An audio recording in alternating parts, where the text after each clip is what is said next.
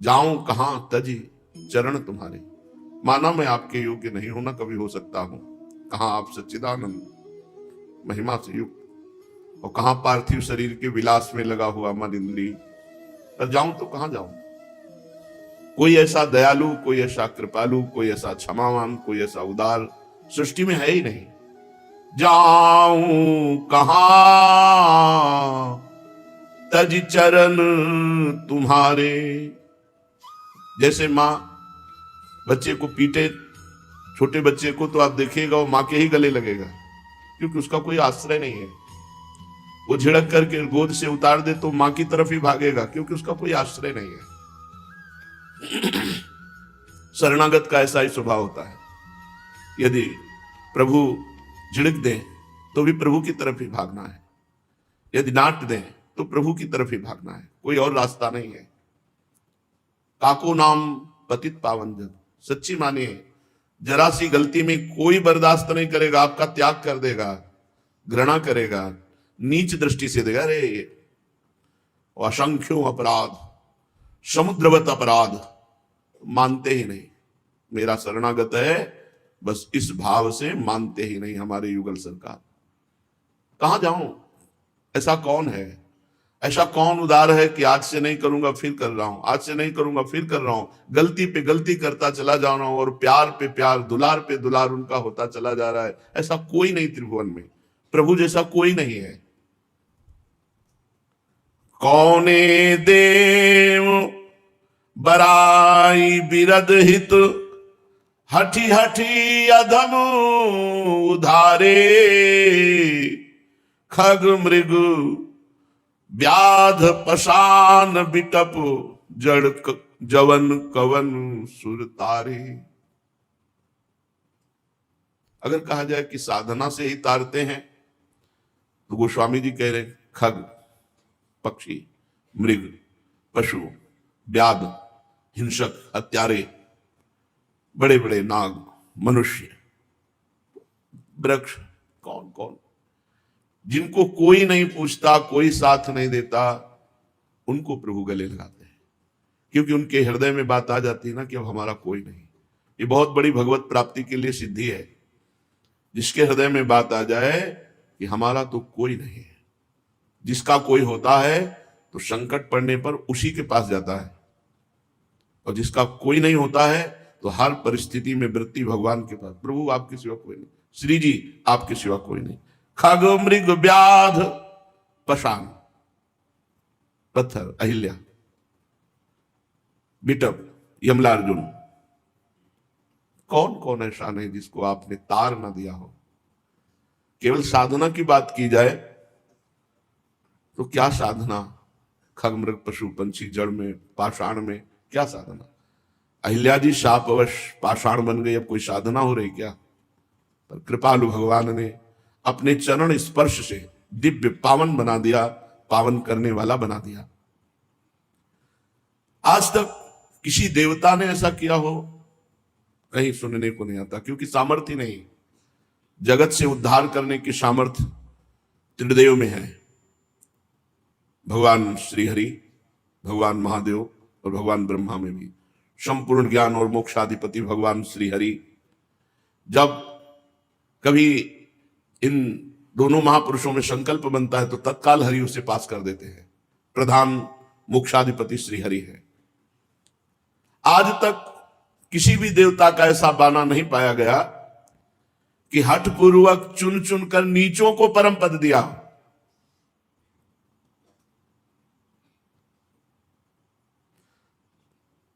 साधन संपन्न ऋषि मुनि ये तो समर्थ है, नीचों को परम पद दिया हो ऐसा तो केवल हे प्रभु आप ही हो, हे हरि ऐसे तो आप ही हो। हठ पूर्वक नीचों को गले लगाकर उनका उद्धार किया। कोई उदाहरण हो कि किसी पक्षी को परम पद किसी ने दिया हो? देखो, प्रभु तर उतर कपिडार पर देखिए आप समान, कैसा स्वभाव है। वृक्ष बानर व्याध हिंसक पाषाण अहिल्यादि जड़ वृक्ष, और न जाने कितनों का उद्धार भगवान ने किया। क्यों? स्वभाव ऐसा है। उमा राम स्वभाव जय जाना, ताई भजन तज भाव नाना। जो भगवान श्री हरि का स्वभाव जान जाता है, उसे भजन छोड़कर और कुछ अच्छा नहीं लगता। इतना प्यार करने वाले, इतने कृपालु, इतने अहेतुकी कृपालु हमारे मित्र भी यही है, हमारे पिता भी यही है, हमारी माता भी यही है, हमारे गुरु भी यही है, हमारे सखा, सब कुछ यही है। तुमेव माता च पिता तुमेव, तुमेव बंधुश्च सखा तुमेव, तुमेव विद्या द्रविणं तुमेव, तुमेव सर्वम मम देव देव। मेरे सब कुछ आप ही हो। ये बात आ जाए, बहुत बड़ी बात है। इस बात के बीच में कोई बात ना आने पावे, अर्थात इस जगत में कोई अपना कहलाने वाला ना हो, केवल प्रभु हो, तो जीत गए जगत को। प्रभु देव दनुज मुनि नाग मनुज सब, माया विवश बिचारे, तिनके हाथ दास तुलसी प्रभु कहा अपन पोहारे, जाऊं कहां तजी चरण तुम्हारे। प्रभु कोई ऐसा देवता नहीं है जो स्वार्थ से युक्त ना हो, अहेतुकी कृपा करे, ऐसा कोई देवता नहीं। आप जितना पुण्य कीजिए उतना वो आपको फल दे सकते हैं, इसके आगे नहीं। वो अपने अधिकारानुसार ही कार्य कर सकते हैं, लेकिन भगवान तो सर्वलोक महेश्वर है। देव कोई देवता ऐसा, कोई धनुष, कोई दैत्य ऐसा कि अपनी तरफ से कृपा कर दे, कोई नाग, कोई मनुष्य, इनमें सामर्थ्य ही नहीं है तो क्या कृपा करेंगे? इनकी कृपा से होगा ही क्या? कोई मनुष्य कह दे हम तुम्हारे ऊपर कृपा करते, तो क्या तुम कालातीत हो, तुम काल विजयी हो, तुम हमें काल विजयी बना दोगे, तुम हमें मृत्यु जन्म के चक्र से मुक्त कर दोगे, तो फिर किस बात के? क्या? ना कोई देवता, ना कोई नाग, ना कोई मनुष्य, ना कोई मुनि। भगवान के प्रेमी भक्त और मुनि में बड़ा अंतर है। गोस्वामी जी कहे, स्वार्थ लाग करे सब प्रीति, सुर नर मुनि सबकी हारीति, और स्वार्थ रहित जग जग उपकारी, तुम तुम्हार सेवक हो असुरारी। ये दो ही हैं ऐसे जो स्वार्थ रहित थे, एक तो भगवान, और भगवान के प्रेम में मगन हुआ प्रेमी भक्त। गोस्वामी जी कह रहे हैं, प्रभु ये सब माया के आपके अधीन है, ये बेचारे क्या कृपा करेंगे? देवता, मनुष्य, नाग, पशु, पक्षी, मुनि, ये सब स्वयं बंधे हुए हैं, ये क्या हमको बंधन मुक्त करेंगे? इसलिए प्रभु ये तुलसीदास अपने को किसी और के हाथ में सौंप कर हंसी नहीं कराएगा, सिर्फ आपका। ये खास बात है, किसी और के हाथ में अपने को सौंप करके हंसी नहीं कराएगा, क्योंकि ये तो सब माया विवश हैं, बंधे हुए हैं। ये क्या हमें मुक्त कर सकते हैं? मुक्त कर सकते हैं तो एकमात्र श्री भगवान श्री हरि। इसलिए जाऊं कहां तज चरण तुम्हारे, आपके चरणों को छोड़ करके मैं कहां जाऊं? जब हमने प्रभु के चरणों का आश्रय ले लिया है हमारी तरफ से, फिर आगे का सारा कार्य प्रभु स्वयं करते हैं, स्वयं करते हैं। हम प्रभु के आश्रित हैं, इसकी पहचान है कि हर समय हमारी चित्त वृत्ति प्रभु में लगी रहे, प्रभु का नाम चलता रहे, प्रभु का चिंतन चलता रहे, प्रभु का आश्रय रहे।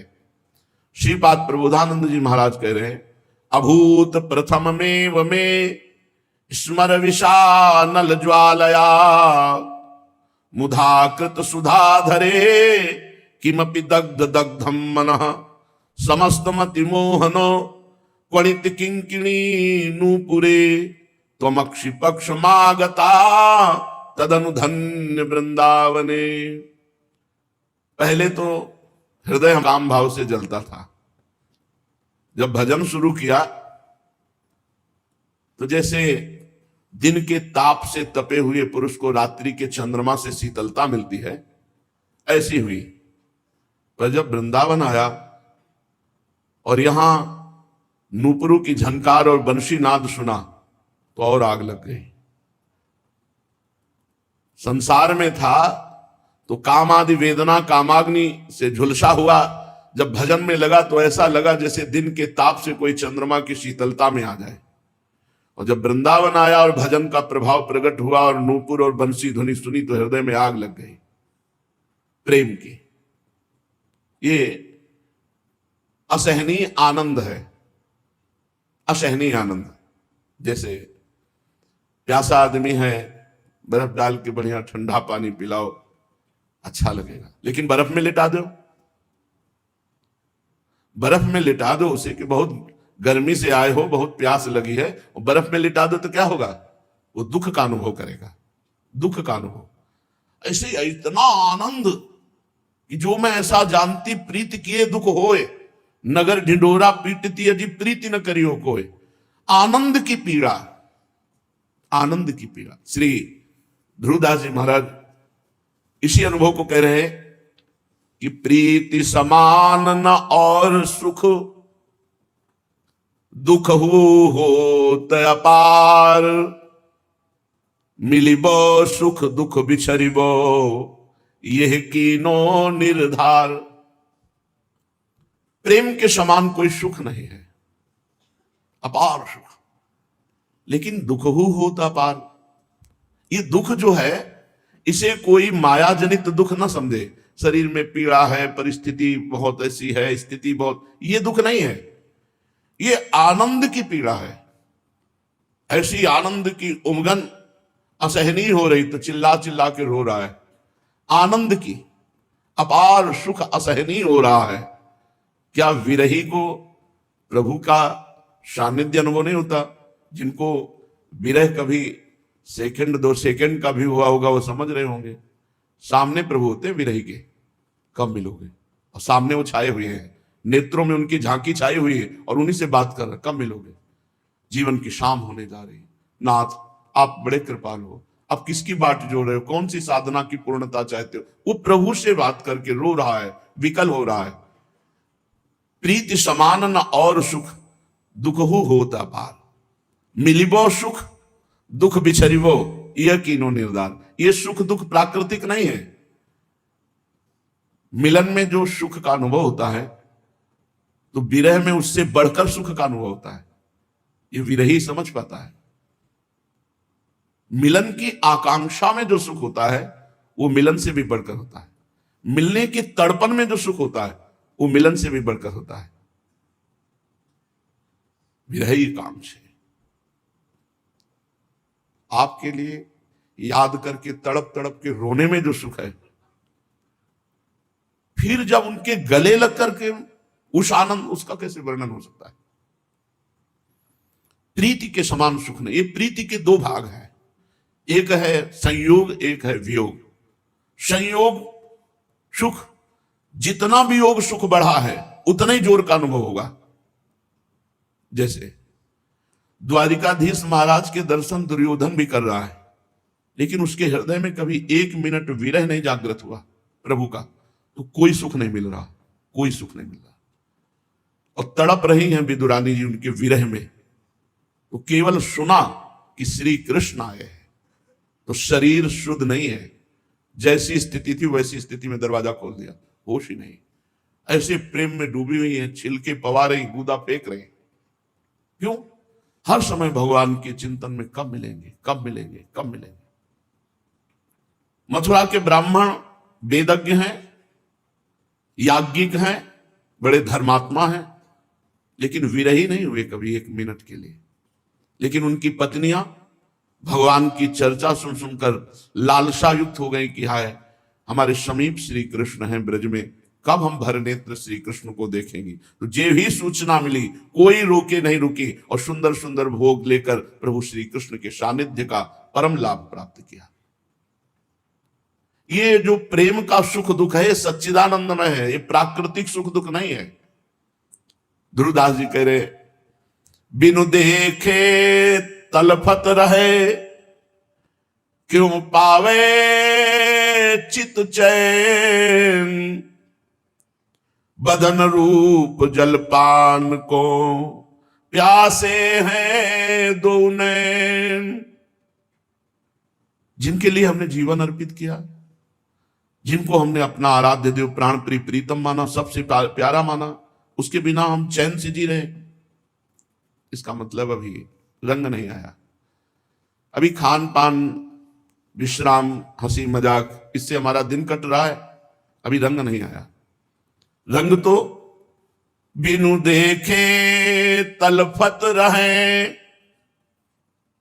क्यों पावे चित चैन, बदन रूप जलपान को प्यासे हैं दो नैन। दोनों नेत्र प्यासे हैं प्रियालाल के रूप रस का पान करने के लिए, तड़पते रहते हैं रात दिन। उनका हृदय विकल रहता है, कब मिलोगे, कैसे मिलोगे, कोई उपाय नहीं, रोना आता है। निर्बल का बल रोना ही होता है। जब गोपीजन हर उपाय करके थक गई और प्रभु नहीं मिले, तब एक स्वर में रुदुस्वरम राजन कृष्ण दर्शन लालसा, सब एक स्वर में रो पड़ी। हारा हुआ प्रभु के मिलन की प्रबल लालसा वाला एक ही बल रह जाता है, रुदन, और उसी रुदन में भगवत साक्षात्कार होता है। बिन रोए किन पाइया प्रेम प्यारा मीत, कबीरा हंसना छोड़ दे रोने से कर प्रीति, बिन रोए किन पाइया प्रेम प्यारा मीत। बैरागी है नैन, कुछ अच्छा नहीं लगता। विरह कमंडल कर लिए बैरागी दो नैन, कहीं कुछ त्रिभुवन में कुछ देखने की इच्छा नहीं, हृदय में विराग नहीं है, नेत्र में रूप दर्शन की प्यास है। मांगत दरस मधुकरी, यह है बैराग्य, दर्शन रूपी माधुकरी मांग रहे हैं। श्री ध्रुवदास जी महाराज के बदन रूप जलपान को प्यासे हैं दो नयन, दोनों नेत्र इतने प्यासे हैं कि कब प्रियालाल के रूप को देखूं। अब धीरे धीरे उसकी ऐसी स्थिति आ गई कि एक घड़ी भी कल्प के समान लग रही है। एक घड़ी समय व्यतीत करना, कोई तुम्हारा प्राण प्रिय आने वाला हो और तुम इंतजार कर रहे हो, फिर उस समय देखो, बार बार दरवाजे के पास जाना और घड़ी देखना, कोई मिला पूछा कोई आ रहा है आपने देखा, ओ वो व्याकुलता, बस प्राण प्रिय होना चाहिए। अब सुनी एक घड़ी तो कल्पन की समहोत, तिही दुख लिखबे को कहूं नहीं कागत नहीं दोत। कोई स्याही कोई कलम कोई कागज ऐसा नहीं है कुछ विरही के हृदय की पीड़ा को लिख सके, जिसका एक एक क्षण प्रभु के मिलन के लिए तड़प रहा है, हाहाकार कर रहा है हृदय। यहां कह रहे भगवत दर्शन कब होंगे, खान पान अच्छा लग रहा है, सोना अच्छा लग रहा है, हंसना अच्छा लग रहा है, जीना अच्छा लग रहा है, जब भार एक एक कल्प के समान एक एक घड़ी व्यतीत हो रही। ध्रुवदास जी के उसके हृदय में भगवत मिलन की कैसी पीड़ा है कि ना कोई स्याही है, ना कोई कलम है, ना कोई दवात है जिससे हम लिख सके कि उसके हृदय की कैसी पीड़ा है। कठिन पीर पिय विरह की लगे प्रेम के बाल।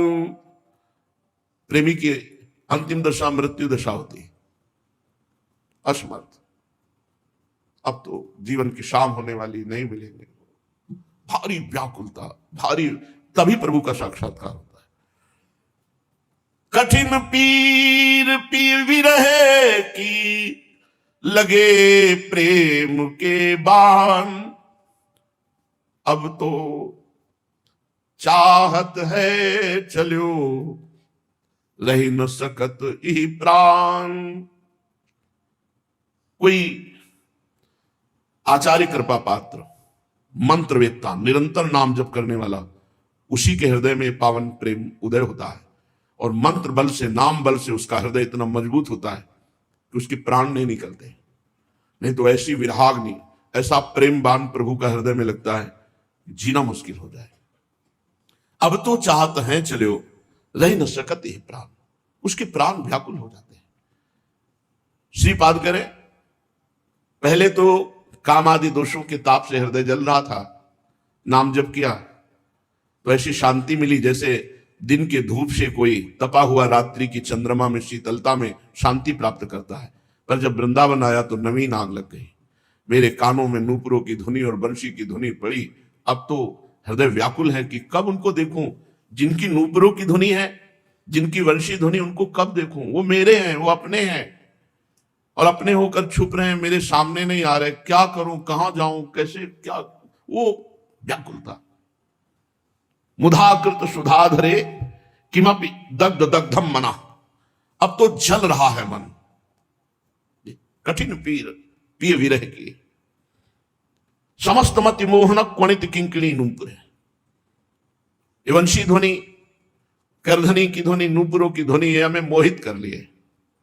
तुमक्षि प्रथमागता तदनुधन्य वृंदावने, अब तो मैं इस वृंदावन में अपने जीवन को समर्पित करता हूं। इसी वृंदावन के मार्ग में मैं अपने जीवन को अर्पित करके एक आकांक्षा करता हूं कि जिनकी नूपुरों की ध्वनि सुनी वो प्रियाजू, और जिनकी वंशी ध्वनि सुनी वो लाल जो हमारे नेत्र गोचर हों, मैं उनको देख पाऊं।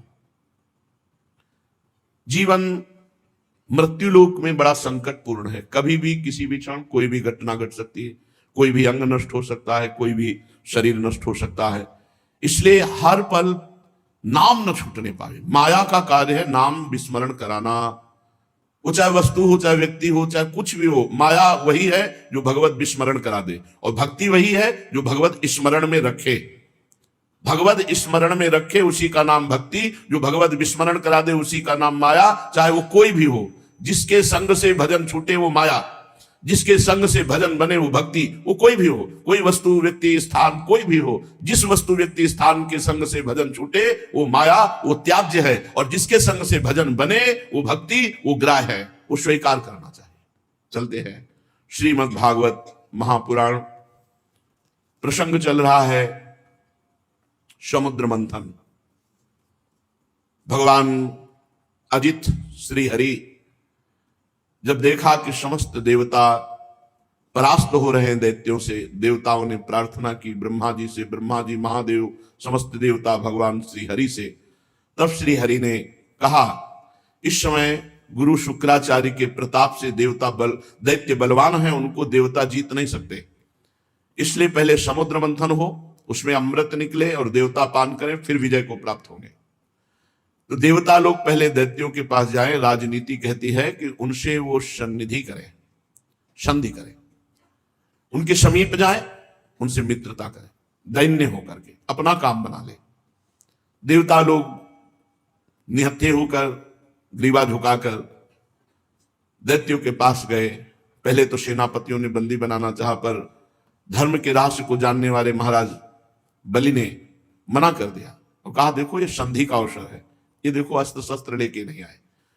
पूरी बात रखी गई समुद्र मंथन की। दैत्यों ने इशारे में कहा कि हां कह दो, क्योंकि इनको एक बूंद अमृत नहीं मिलेगा, हम सब छीन के पी जाएंगे। हां कह दिया गया।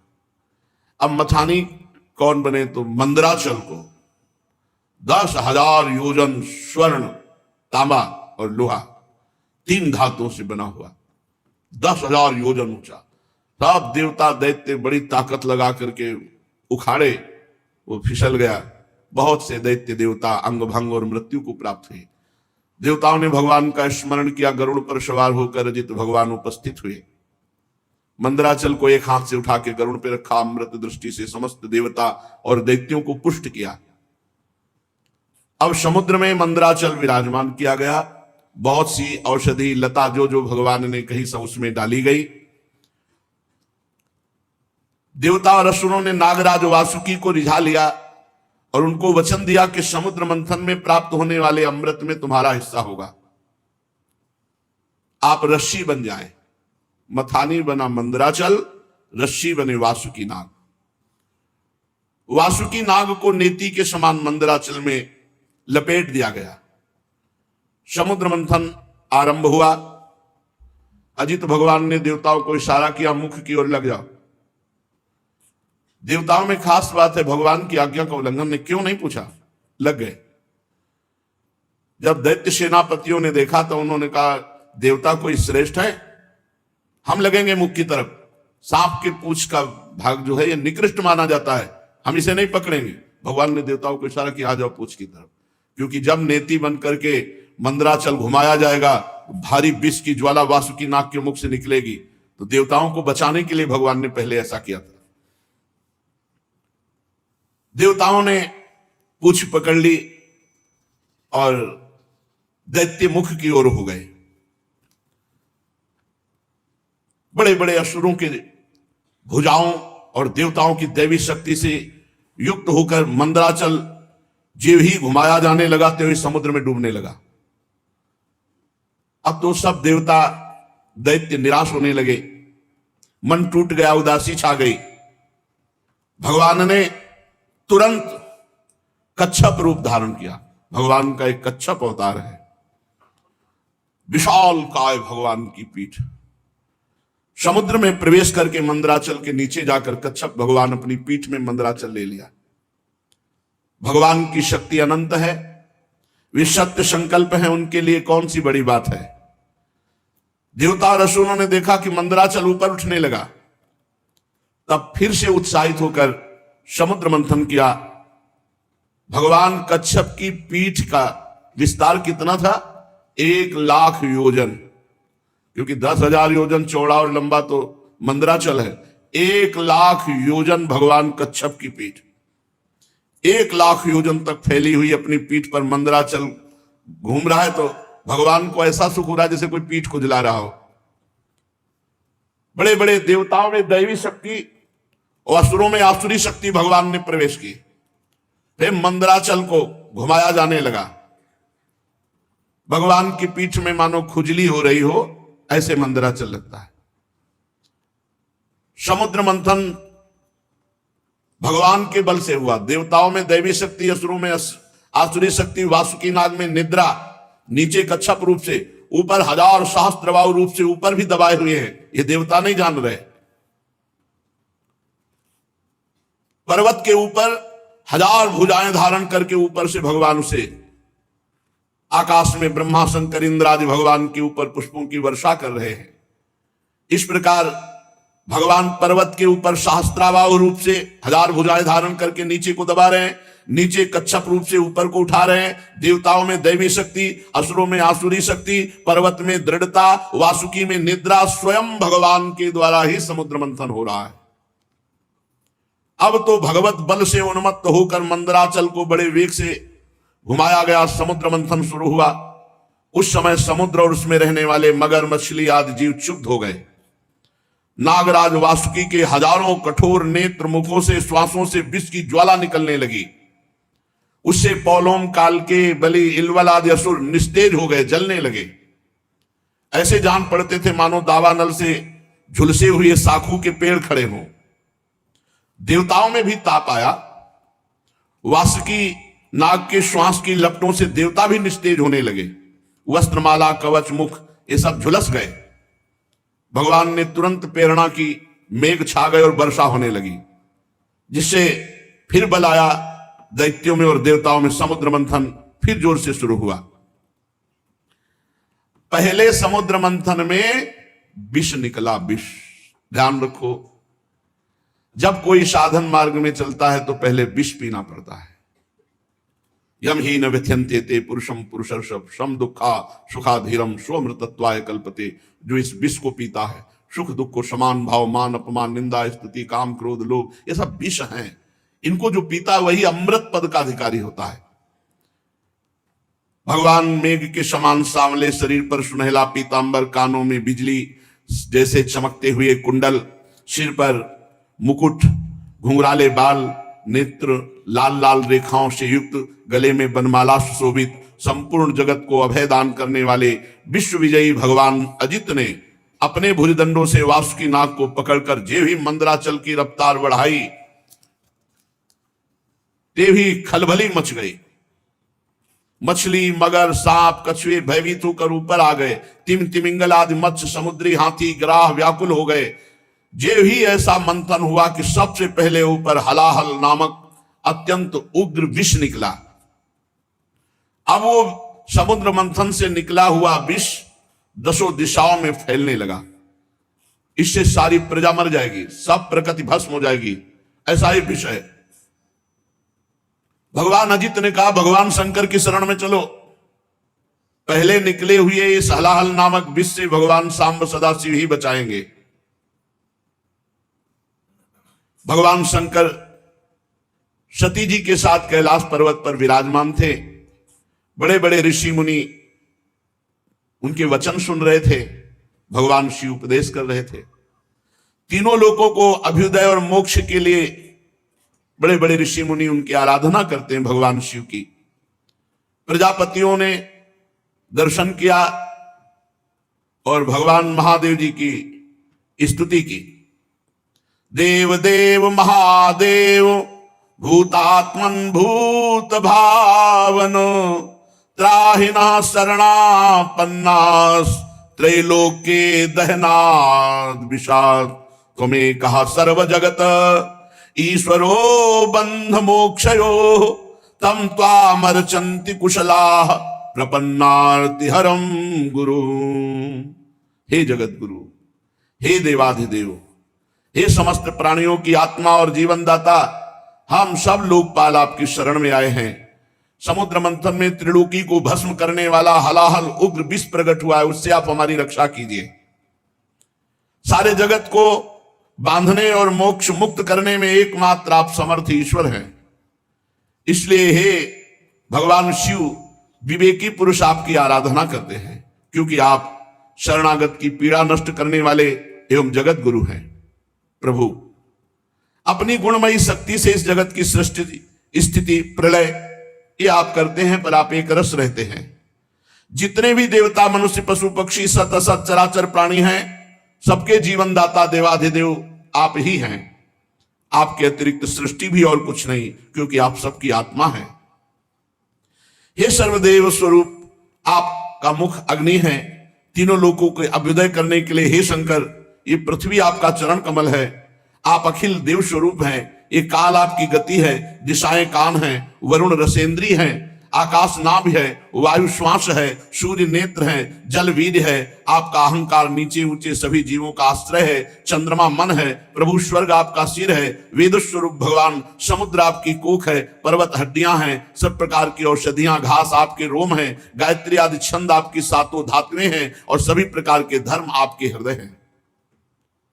हे स्वामी, सद्योजात आदि 5 उपनिषद ही आपके तत्पुरुष अघोर, सद्योजात, वामदेव, ईशान नामक 5 मुख हैं। प्रभु, इस कार्य कारण जगत से परे, माया से परे आप हैं। आपकी महिमा को ब्रह्मादि भी जानने में समर्थ नहीं। हम लोग तो केवल आपके इस लीला बिहारी शिव रूप को देख रहे हैं, आपके परम स्वरूप को हम नहीं जानते। हे महेश्वर, यदि आपकी लीलाएं अव्यक्त हैं, फिर भी संसार कल्याण करने के लिए परम कारण स्वरूप आप लीला करते हैं। प्रभु, आप प्रजा बड़े संकट में है, इस हलाल विष का कुछ इंतजाम कीजिए। भगवान शिव ने कहा सती जी से, देवी, ये बड़े खेद की बात है कि समुद्र मंथन से कालकूट विष निकला और प्रजा बड़ी दुखी है। इसलिए हमें समस्त प्रजा की रक्षा करनी चाहिए। मेरा कर्तव्य है, ये मेरी शरण में आए हैं, मैं इन्हें निर्भय कर दूं, क्योंकि जिसके पास शक्ति है, सामर्थ है, तो आए हुए शरणागत के दुख को मिटाना उसका धर्म बनता है। अगर अपने प्राणों की भी बलि देनी पड़े तो दे देना चाहिए, पर शरणागत को विमुख नहीं जाने देना चाहिए, उसकी रक्षा करनी चाहिए। कल्याणी, ये मोह पास में बंद करके जीव एक दूसरे से वैर की गांठ बांध लेते हैं। ऐसे अज्ञानियों पर जो कृपा करके उन्हें भगवत मार्ग में लगाता है, उनकी रक्षा करता है, उस पर भगवान श्री कृष्ण बहुत प्रसन्न होते हैं। और जब भगवान श्री कृष्ण प्रसन्न हो जाते हैं, तो मैं ब्रह्मा चराचर जगत उसके ऊपर प्रसन्न हो जाता है। जहां पर कृपा राम की हुई, तहां पर कृपा करे सब हुई। इसलिए मैं प्रजा के कल्याण के लिए इस विष को पीऊंगा। विश्व के जीवन दाता देवाधिदेव महादेव भगवान शंकर इस प्रकार सती देवी से कहकर विष को लेने के लिए तैयार हो गए। माताजी बड़ी कृपालु हैं और जानती भगवान शिव के प्रभाव को। उन्होंने अनुमोदन किया, हां प्रभु, ऐसा ही करना चाहिए। भगवान शंकर ऐसे करके आकर्षण किया और पूरे समुद्र मंथन से निकले हुए विष को अपने हाथ में ले लिया और उसको पी गए। पीकर हृदय में नहीं जाने दिया, ये गले में रोक लिया। पूरा श्याम गौरवर्ण का गला, पूरा श्याम वर्ण का, इसीलिए भगवान का एक नाम पड़ा नीलकंठ। भगवान शंकर का वो भूषण हो गया नीलकंठ। देवादिदेव भगवान शंकर सबकी कामना पूर्ण करने वाले हैं। उनका ये कल्याणकारी अद्भुत कर्म सुनकर दक्ष कन्या सती, ब्रह्मा जी, भगवान श्री हरि बहुत उनकी स्तुति की, प्रशंसा की। जब भगवान शंकर विष पान कर रहे थे तो तो एक दो बूंद विष टपक गया, उसी से जितने भी विषैले जीव जंतु विषैली औषधियां हैं वो सब है। एक दो बूंद टपक गया उससे है। पूरी सृष्टि में इतना विष है, वो एक दो बूंद से पूरा विष तो भस्म कर देता त्रिलोकी को। महादेव जी गले में आज भी रोके भी है। भगवान शंकर ने विष पी लिया तो समस्या का समाधान हो गया। देवता और असुर बड़ी प्रसन्नता से समुद्र मंथन करने लगे। फिर समुद्र मंथन से कामधेनु प्रकट हुई। कामधेनु समस्त कामनाओं को पूर्ण करने वाली है। भगवान इशारा जिसे देते वही उसे स्वीकार करता। भगवान ने देवताओं को इशारा किया, कामधेनु देवताओं ने ले ली, जो ऋषियों के अग्निहोत्र के काम में आएगी। ब्रह्मलोक तक यज्ञ के उपयोगी पवित्र घी दूध आदि पहुंचाने के लिए ब्रह्मवादी ऋषियों को देवताओं ने कामधेनु प्रदान की। इसके बाद उच्चैश्रवा नामक घोड़ा निकला, उसे महाराज दैत्याधिपति बलि जी को दिया गया। वो चंद्रमा के समान श्वेत वर्ण का। इंद्र ललचात हो गए पर भगवान ने रोक दिया। महाराज बलि को उच्चैश्रवा मिला। तदनंतर थोड़ी ही देर बाद समुद्र मंथन के ऐरावत नामक हाथी निकला। बड़े बड़े चार दांत, उज्जवल गोरे वर्ण का, कैलाश के समान। देवराज इंद्र को दिया गया ऐरावत हाथी। फिर कौस्तुभ मणि समुद्र मंथन से निकली। देवता और दैत्य दोनों ने मिलकर वो मणि भगवान श्री हरि को पहनाई। जो बक्षा स्थल में कौस्तुभ मणि विराजमान है उस समुद्र मंथन से प्रकट हुई। इसके बाद स्वर्गलोक की शोभा बढ़ाने वाला कल्प वृक्ष वो देवताओं ने ले लिया। ये कल्प वृक्ष जो कामना करे वो पूर्ण कर देता है। इसके बाद अप्सराएं प्रकट हुई, जो सुंदर वस्त्रों से सुसज्जित, गले में स्वर्णहार पहरे हुए रंभादि, अपनी मनोहर मुस्कान, चाल विलास भरी चितवन से देवताओं के भी चित्त को चुराने वाली तो देवताओं को दी गई। अप्सराएं देवताओं को दी गई, कल्पवृक्ष देवलोक में। इसके बाद शोभा की मूर्ति स्वयं भगवती लक्ष्मी देवी प्रकट हुई समुद्र से। ये भगवान की नित्य शक्ति है। जे भी वे प्रकट हुई तो बिजली किसी कांति छा गई, दसों दिशाएं चकाचौंध हो गई। ऐसा सौंदर्य, ऐसा उदार स्वरूप, ऐसा रूप रंग कोई भी नहीं था जो ये ना चाहता हो कि लक्ष्मी जी हमें मिले। आज भी सभी चाहते लक्ष्मी जी हमें मिले। देवता, असुर, मनुष्य, कोई भी ऐसा नहीं था जिसके हृदय में ये चाह ना आ गई हो कि लक्ष्मी जी हमें मिले। तत्काल इंद्र अपने हाथों से उनके बैठने के लिए विचित्र सिंहासन ले आए। श्रेष्ठ नदियों ने मूर्तिमान होकर के अभिषेक के लिए सोने के घड़ों में भर भर कर पवित्र जल ला दिया। पृथ्वी ने अभिषेक के योग्य सब औषधियां दी। गौओं ने पंचगव्य और बसंत ऋतु ने चैत्र वैशाख में होने वाले सब फूल फल उपस्थित कर दिए। इन सामग्रियों से ऋषियों ने विधि पूर्वक लक्ष्मी जी का अभिषेक किया। गंधर्व गान कर रहे हैं, अप्सराएं नृत्य कर रही हैं, बादल सदैव होकर मृदंग, डमरू, ढोल, नगारे, नरसिंगे, शंख, वेणु, वीणा ये जोर जोर से वाद्य बजा रहे हैं। भगवती लक्ष्मी देवी का अभिषेक हुआ और सुंदर पोशाक धारण किए हुए सिंहासन पर विराजमान है। दिग्गज कलशों से उनका स्नान करा रहे हैं।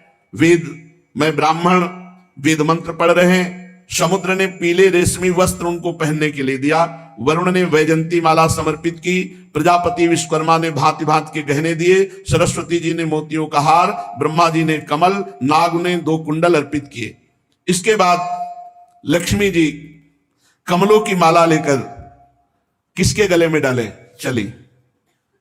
लक्ष्मी जी के मुख की ओर देखकर जब वो मंद मंद मुस्कुराती हुई चल रही थी, उनकी पायजेब बज रही थी, कोई ऐसा नहीं था जो ललचा न गया हो लक्ष्मी जी हमें मिले। पर वो चाहती थी जो हमें चाहे ना उसको हम वर्ण करें। निर्दोष हो, जिसके हृदय में चाह ना हो, उत्तम गुणों से नित्य युक्त हो, उसे मैं अपना आश्रय बनाऊंगी। लक्ष्मी जी ने देखा गंधर्व, यक्ष, असुर, सिद्ध, चारण, देवता सब चाह कर रहे हैं। किसी को शर्त है, जो चाह ना करता हो, निर्दोष हो, अविनाशी हो, नित्य हो, ये सब भगवान में है। वे मन ही मन तपस्वियों की तरफ देखकर कहा, इन्होंने क्रोध पर विजय नहीं प्राप्त किया। ज्ञान तो है परंतु अनासक्त नहीं है। कोई महत्वशाली है परंतु वो काम को नहीं जीत सका। किसी में ऐश्वर्य बहुत है पर वो ऐश्वर्य किस काम का जब दूसरों का आश्रय लेना पड़े।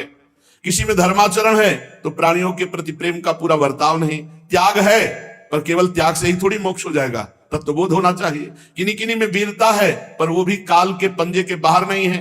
कुछ महात्मा ऐसे हैं जो विषयासक्त नहीं है परंतु अद्वैत समाधि में तल्लीन है। किसी किसी ऋषि की आयु बहुत लंबी है परंतु उनका सील मंगल मेरे योग्य नहीं। किसी का सील मंगल है तो आयु का ठिकाना नहीं। लक्ष्मी जी ने सबको देखा पर कहीं भी चित्त नहीं टिका। जब भगवान के ऊपर दृष्टि गई तो उन्होंने कहा, मुझे चाहते नहीं, ये हमें पसंद आए पर ये हमें नहीं चाहते। पर सोच विचार करके भगवान के ही गले में जयमाला डाल दी, अजित भगवान के, क्योंकि समस्त सद्गुण नित्य निवास करते श्री भगवान में। लक्ष्मी जी के एकमात्र आश्रय भगवान श्री हरि है। इसी से उन्होंने भगवान श्री हरि का वर्ण किया। लक्ष्मी जी ने भगवान के गले में नवीन कमलों की सुंदर माला पहना दी, जिसके चारों ओर झुंड के झुंड मतवाले मधुकर गुंजार कर रहे थे। इसके बाद लज्जापूर्ण भाव से देखा और सूक्ष्म रूप धारण करके भगवान के वक्षा स्थल में विराजमान हो गई, श्री लांछन चिन्ह के रूप में। जगत पिता भगवान ने जगत जननी समस्त संपत्तियों के अधिष्ठात्र देवता श्री लक्ष्मी जी को अपने वक्षा स्थल पर निवास दिया, हृदय में। उसी समय शंख तुरही मृदंग बाजे बजने लगे, गंधर्व गाने लगे, अप्सराएं नृत्य करने लगी। ब्रह्मा रुद्र अंगिरा आदि प्रजापति पुष्प वर्षा करते हुए भगवान की दिव्य मंत्रों द्वारा स्तुति की। देवता प्रजापति प्रजा सभी की तरफ लक्ष्मी जी ने कृपा दृष्टि से देखा तो सब निहाल हो गए, सब आनंदित, सब सुखी हो गए। पर लक्ष्मी जी ने दैत्य और दानवों की उपेक्षा कर दी, तब वो बहुत उत्साहहीन हो गए और लोभी हो गए। भगवान ने समुद्र मंथन करवाया तो अब निकली बहुत ही सुंदर वारुणी देवी। भगवान ने इशारा किया देवताओं को, तो दैत्य एकदम लुभायमान हो गए सुंदर रूप देख के। तो वारुणी देवी दैत्यों के, ये शराब मदिरा ये राक्षसों के लिए है, इसलिए मना किया जाता है। तदनंतर देवता और असुरों ने अमृत की इच्छा से समुद्र मंथन किया तो चंद्रमा प्रकट हुए देवताओं में से, चंद्रमा में। फिर समुद्र मंथन हुआ, शारंग धनुष प्रकट हुआ। फिर समुद्र मंथन हुआ, पांचजन्य शंख। तो शारंग धनुष पांचजन्य शंख ये श्री हरि ने स्वीकार किया। अब जब समुद्र मंथन अमृत के लिए हुआ तो अजान बाहु, लंबी लंबी भुजाएं जिनकी, गला शंख के समान उतार चढ़ाव वाला, आंखों में लालिमा, शरीर का रंग बड़ा सुंदर श्यामला, गले में माला और सब प्रकार आभूषणों से सुसज्जित, चौड़ी छाती, ऐसे भगवान प्रकट हुए धन्वंतरी जी। भगवान का एक अवतार धन्वंतरी अवतार है और उनके हाथों में कंगन और भरा हुआ अमृत का कलश। ये 14 रत्न निकले, कालकूट, कामधेनु, इरावत हाथी, उच्च श्रवा घोड़ा, कौस्तुभमणि, कल्पवृक्ष, रंभादि अप्सरा, महालक्ष्मी, वारुणी, मदिरा, चंद्रमा, शारंग धनुष, पांचजन्य शंख, धन्वंतरी और अमृत। ये समुद्र मंथन से 14 रत्न प्रकट हुए। आयुर्वेद के प्रवर्तक यज्ञ भोक्ता भगवान धन्वंतरी, दैत्यों ने देखा कि उनके हाथ में अमृत कलश। आप तो किसी के आदेश की कोई परवाह नहीं, कूद पड़े और जबरदस्ती धन्वंतरी जी के हाथ से अमृत का कलश छीन लिया और भाग पड़े।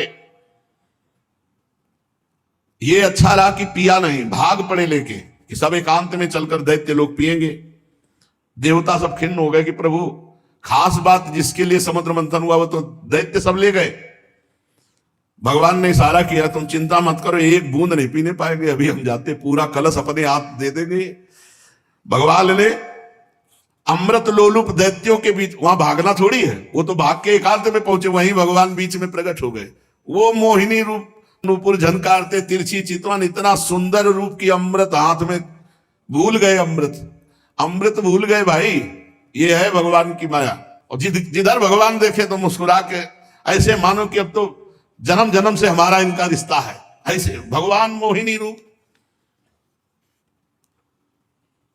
छमछमाते हुए कभी इधर कभी उधर, और ऐसा नवकिशोर रूप। उस सुंदरी स्त्री को देखकर सोचने लगे कि अब तो सौभाग्य ही सौभाग्य हमारे उदय हो रहे। कितनी सुंदर ये स्त्री है, हमको प्यार करती। और जो दैत्य देखे, भगवान मुस्कुराकर, भगवान मोहित करना चाहे तो महादेव मोहित हो गए, दैत्य क्या है। अब तो सब के सब दैत्य भूल गए अमृत को, और डांट होड़ लग गई मोहिनी जी के लिए। उनमें हाथ जोड़कर कहा, कमल नैनी तुम कौन हो, कहां से आई हो और क्या करना चाहती हो। सुंदरी, तुम्हें देखकर हम सबके मन में खलबली पैदा हो गई। हम समझते हैं कि देवलोक में या दैत्य लोक में या सिद्ध गंधर्व चारण लोकपाल कहीं ऐसी सुंदरी नहीं जैसी आप हो। तुम्हें मनुष्य तो देख भी नहीं सकते। सुंदरी, हमें लगता है विधाता ने हम पर दया करके भेजा है। हम दैत्यों को महासुख देने के लिए तुम आई हो। मानिनी, वैसे तो हम एक जाति के लोग हैं, पर इस समय हम थोड़ा झगड़े पे आने वाले हैं, क्योंकि हम ये अमृत का कलश मिला है और हम आपस में लड़ाई कर बैठेंगे। तो सुंदरी, तुम ही अमृत पिला दो। भगवान कुछ नहीं बोल रहे। हम सब कश्यप जी के पुत्र हैं, तुम्हें हम अपना परिचय बता देते हैं, और सगे भाई हैं ये देवता लोग, और हम दोनों के पिता एक ही हैं, कश्यप। ये अमृत का कलश लो और जैसा आप उचित समझो। असुरों ने जब इस प्रकार प्रार्थना की तो भगवान, और जो स्त्री लुभावना चाल होती, चाल, मुस्कुराहट और चितवन से कटाक्ष करते हुए कहा, आप लोग महर्षि कश्यप के पुत्र हैं। पहले साफ बता दिया, हाँ, कि हमारे ऊपर दोष मत लगा, हम पहले बता रहे। आप लोग अमृत के बांटने का न्याय भार हमारे ऊपर डाल रहे हैं। अरे विवेकी पुरुष उल्टा स्वेच्छाचारिणी स्त्रियों पर कभी विश्वास नहीं करते तुम्हें। और भगवान ये कहते हुए और मुस्कुरा रहे हैं। उनको लग रहा है कि मजाक कर रहे हो। भगवान सत्य बोलते, त्रिकाल सत्य। ये रूप हमने धारण ही इसीलिए किया है, मैं किसी की नहीं हूं। ना आज तक हमको कोई पकड़ पाया और ना कोई पकड़ पाएगा मोहिनी रूप में। भगवान और हंसकर तिरछी कटाक्ष मार करके, कैसा भगवान स्पष्ट वर्णन कर रहे हैं कि फसला मत हमारे पे। परीक्षित जी, मोहिनी जी की ये बात सुनकर दैत्यों के मन में आया कि मजाक कर रही है हमसे। उन्होंने हंस करके कहा कि देखो, तुम कोई भी हो, ये ले अमृत कलश। कलश लिया और तिरछी मुस्कान से भगवान ने मुस्कुराते हुए मीठी वाणी में कहा, देखो, यदि इतना विश्वास करते हो तो मैं उचित करूं या अनुचित बीच में टोकना नहीं। स्वीकार है? और मुस्कुरा दिया, बोले स्वीकार है। बस बोले अमृत बांट दे ले दो, फिर देख पाओगे कि क्या स्वीकार किया है। बड़े बड़े दैत्य कुछ जहां शंका में होते कि यार पूरा अमृत उसके हाथ में दे दिया, तो मोहिनी जी उधर ही देखती, तो फिर वैसे मंत्रमुग्ध होके रह जाता। मंत्रमुग्ध होके दैत्य रह जाता। अरे महाराज, भगवान है, भगवान, उनकी माया ऐसी प्रबल है, देख लो। लोक लोकांतर फिर वो स्वयं मोहिनी रूप धारण किए। दैत्यो, बड़ी बारीकी से मेरी बात समझो। मैं उचित करूं या अनुचित बीच में टोकोगे नहीं। अगर टोकना तो ले अपना अमृत कलश। नहीं नहीं नहीं, और मुस्कुराते जा रहे हैं। मुस्कुराहट भगवान की माया का प्रादुर्भाव हुआ है मुस्कुराहट से। सब दैत्यों ने कह दिया स्वीकार है। भगवान ने कहा, हम भी स्वीकृत हैं, मां आपकी हैं। इसका कारण दैत्य मोहिनी स्वरूप के मूल को नहीं समझ पा रहे, और देवता जान रहे, इसलिए मोहित नहीं हो रहे। एक भी देवता मोहित नहीं हुआ मोहिनी रूप में, क्योंकि जान रहे हमारे भगवान है। तो देखो, अमृत ऐसे नहीं मिलता। सब लोग पहले नहा के आओ, स्नान करो और पूजन करो, स्वस्थवाचन कराओ, तब अमृत मिलेगा। सब नए नए कपड़ा पहन करके और कुछ आसन पर बैठो, और सबका हिस्सा पूर्व की तरफ कुछ का हो। अब देवता दैत्य फटाफट स्नान करके, भगवान ने इशारा किया देवताओं को कि नहाओ, कम जल्दी नए कपड़ा पहन के बैठ जाओ के। और दैत्यों से कहा पूरा स्नान सब। और भगवान नूपुर की झंकार करते हुए देवताओं की तरफ नहीं, दैत्यों की तरफ, किसी के भी ज्ञान का स्फुरण न होने पावे, सबको मंत्र मुग्ध किए। मोहिनी जी ने मुस्कान भरी चितवन से सब दैत्यों की तरफ कलश लेके निकली, बूंद नहीं पिलाया। आ रही हैं अभी। अब दैत्य तो इतना खुश है कि मोहिनी जी मिल गई। ये सुधरते हैं तो प्रियाजू के सामने ही सुधरते कर जो पीक दाली लिए खड़े, जो निकुंज बड़े सीधे नहीं तो बड़े टेढ़े महाराज। ये बहुत टेढ़े हैं, इनको अब ये अगर सीधे कहीं मिलते हैं ना तो प्रियाजू के सामने यहाँ वृंदावन में भोले भाले एकदम सीधे एकदम, महाराज जगत पिता भगवान है और वो मोहित कर रहे हैं। अब असुरों ने दृढ़ विश्वास करके भगवान के हाथ में अमृत कलश है और भगवान बांटने के लिए पहले दैत्यों के सामने से निकले, पर वहां कुछ और बांट रहे हैं। मुस्कान चितवन देवता पूर्ण विश्वास किए हुए कि मैं भगवान की शरण में हूं, भगवान परम मंगल करेंगे। दैत्यों की तरफ से आ रहे हैं भगवान और उल्टा बैठा ला, तुम इधर तुम इधर, एक दूसरे की तरफ पीछे मुड़कर नहीं देखेगा। अलग अलग पंक्ति कतार बांधकर दल में बैठा दिया एक दूसरे की पीठ की तरफ। दैत्यों के पास से ऐसे गए मुस्कुराते हुए, और ये अमृत वो है जिसमें बुढ़ापा नहीं आता, कोई रोग नहीं होता, कोई शोक नहीं होता। अरे देवताओं को, पर वो भी भयभीत रहते हैं। और भगवान नाम रूपी जो अमृत पी ले तो भवरोग से मुक्त होकर देवलोक भी जो जहां छोटा पड़ जाए, ऐसा आनंद देवलोक में क्या आनंद है। वहां तो पुण्य क्षीणे मृत्यु लोके विसंति भगवत धाम नामामृत राधा धाम सुधारसम। इसलिए लुभायमान मत होना इस अमृत से कि बुढ़ापा ना आएगा। ये नहीं, मरने के लिए देवता भी तैयार है, मरना पड़ेगा उनको भी, क्योंकि जब प्रलय होती है तो ब्रह्मलोक तक समिट जाता है। परीक्षित असुर उमंग तो रहे थे, तो समझा कि जैसे हमारे आगे से कलश लेके निकल गए, ऐसे देवताओं के आगे से निकल के भी शुरू हमारी तरफ से करेंगे। और पीठ की तरफ से देवता, और वो इस पर विश्वास कर रहे थे कि मोहिनी तो हमसे सबसे ज्यादा प्यार करती है, भगवान ऐसा दर्शन कराए, और विश्वास करके चुपचाप बैठे रहे। मोहिनी जी में इतना प्रेम था दैत्यों का कि किसी की हिम्मत नहीं हुई कि टोक दे। भगवान ने देवताओं को इशारा किया, बिल्कुल लाइनबद्ध सब। एक दो तो हल्के से देखने की कोशिश पर भगवान मुस्कुरा के तिरछी दृष्टि भगवान की दैत्यों की तरफ, फिर वो शांत हो गए कि यार नाराज ना हो जाए मोहिनी जी।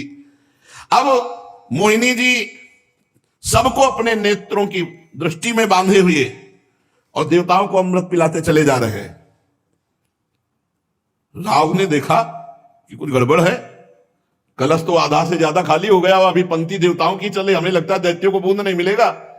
तत्काल चंद्रमा और सूर्य के बीच में, वो तो पीठे घुमानी थी, तत्काल घुमाया और अमृत बटी रहा। और भगवान बांटने की तरफ नहीं देख रहे थे, दैत्यों की तरफ देख रहे थे। चंद्रमा और सूर्य ने कहा प्रभु राक्षस है, दैत्य है। भगवान ने तुरंत सुदर्शन चक्र के द्वारा, तो केवल ऊपर का अमृत केवल गले तक पहुंच पाया था। आज भी चंद्र ग्रहण और सूर्य ग्रहण उसी से पड़ता है। भगवान ने सुदर्शन चक्र से उसका सिर काट दिया। अमृत का संसर्ग गले से होने से आज भी वो अमर है राव, परंतु उसका जो धड़ है वो नीचे गिर गया। राहु पर्व के दिन पूर्णिमा और अमावस्या को बैर भाव से बदला लेने के लिए चंद्रमा और सूर्य पर आक्रमण किया करता है।